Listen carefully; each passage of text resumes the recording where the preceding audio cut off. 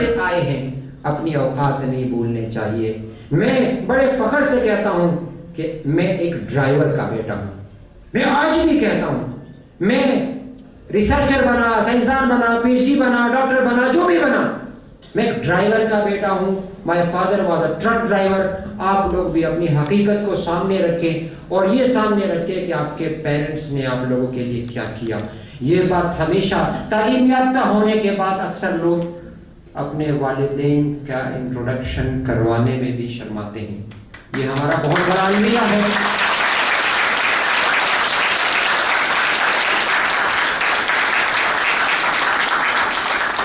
یاد رکھ لو, تھوڑا سا اگر میں اسلامک بیک گراؤنڈ پہ جاؤں, ایک صحابی آیا جابر ابن حیان رضی اللہ تعالیٰ عنہ, رسول اللہ سے پوچھتے یا رسول اللہ متی الساعہ, اے رسول اللہ قیامت کب ہوگی؟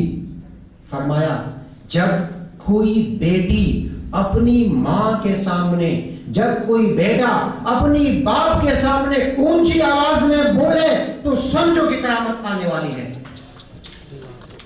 یہ سنیں, یہ میں نہیں کہہ رہا ہوں, حدیث مبارک ہے مسلم شریف کی جلد نمبر 2 کی حدیث نمبر 4715 نمبر حدیث ہے, جا کے دیکھ لیجیے گا کہ جب کوئی بچہ اپنے والدین کے سامنے اونچی آواز میں بولے, اکثر ہمارا المیہ یہی ہے کہ ایک بچہ تعلیم یافتہ ہو جاتا ہے تو وہ اپنے ماں باپ کا تعارف کروانے میں بھی شرماتا ہے, وہ اپنے ماں باپ کا نام لینے میں بھی شرماتا ہے. اور کچھ بچے تو ایسے بھی ہوتے ہیں جو اپنے ماں باپ سے کہتے ہیں آپ نے ہمارے لیے کیا کیا.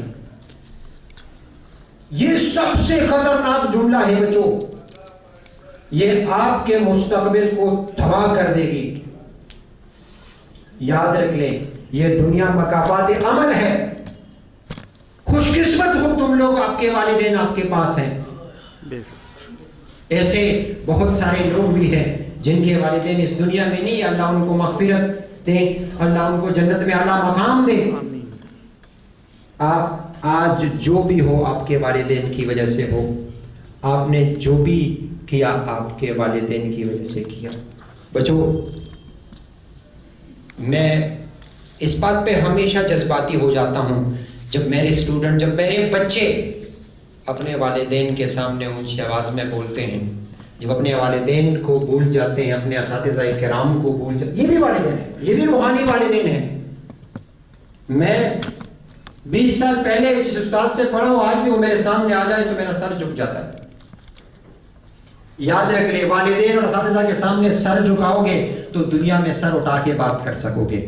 اگر نہیں جھکاؤ گے تو کل آپ بھی والدین ہوں گے, کل آپ بھی والدین ہوں گے. میں لاسٹ جملہ بولتا ہوں, میں نے ڈیزائن یور لائف بک میں لکھا ہے کہ امریکہ میں ایک آدمی نے اپنی امی کو اولڈ ایج ہاؤس میں بھجوا دیا. یاد رکھ لو یہ نوجوانوں کے لیے زیادہ ہے. بچیاں محبت کرتی ہیں والدین سے. میں نے کالم میں لکھا بھی تھا کہ اگر شادی کے بعد بھی بیٹی کو ماں باپ کو ساتھ رکھنے کی اجازت ہوتی نا تو دنیا میں کوئی اولڈ ایج ہاؤس نہیں ہوتا.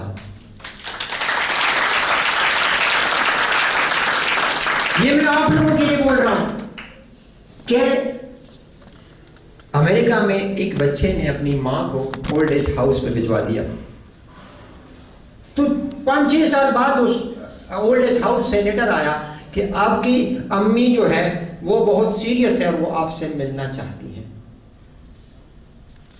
جب یہ اپنی ماں سے ملنے گیا تو ان کی آخری سانسیں چل رہی تھی. تو یہ کہتا ہے امی میں آپ کے لیے کیا کر سکتا ہوں. ماں ہوتی, دیکھو امی میں آپ کے لیے کیا کر سکتا ہوں. ماں کہتی ہے بیٹا یہاں کا پنکھا خراب ہے, یہاں پنکھا لگاؤ. کہتے امی آپ نے ابھی تک کیوں نہیں کیا, ابھی تک کیوں نہیں کہا, ابھی تو اس دنیا سے جانے لگی. کہا بیٹا میں نے تو جیسے تیسے گزار لیا, جب تمہارے بچے تمہیں یہاں لے کے آئیں گے تم نہیں گزار سکو گے. بچوں یاد رکھنا یہ والدین ہی آپ کے سب کچھ ہیں. حدیث میں ہے کہ جس کا والد باپ راضی ہو اس سے رب راضی ہوتا ہے. ماں کے قدموں میں جنت ہے. یہ 2 جملے میری یاد رکھنا. آخر میں آپ سب